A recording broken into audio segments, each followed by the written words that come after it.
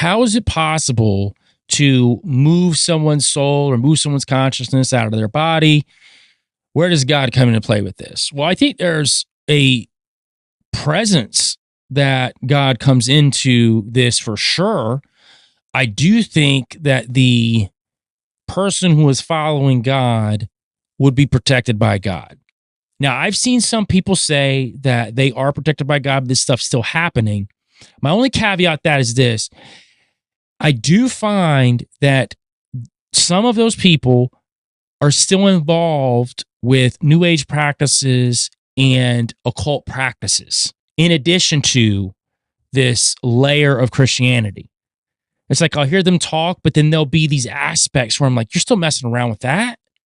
And listen, everybody's at different parts of their journey, right? I'm not here to judge anybody. And I know for me, I'm still growing myself.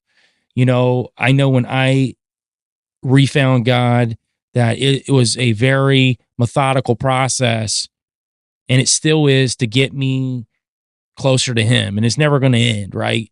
But I will say that there are some people who are using occult practices that think that it's okay, and they're just inviting things in.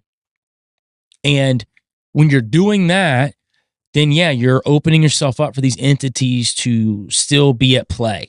Now, does the Bible talk about there being a possibility for souls to be snatched or consciousness to be moved?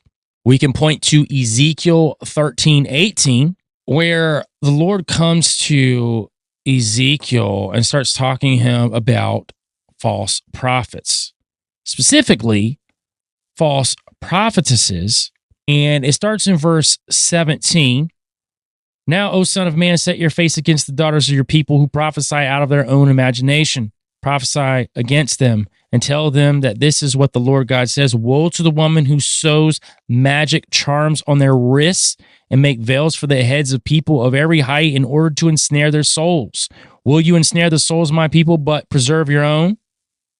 So in that specific verse, there are magic charms on these witches' wrists, and they're essentially ensnaring people's souls in them, moving people's consciousness around. I think if the Bible's suggesting that, it's highly possible that with the technology of the Nephilim, fallen entities, this real substance that we humans who have brokered with these entities to get this technology are able to do this.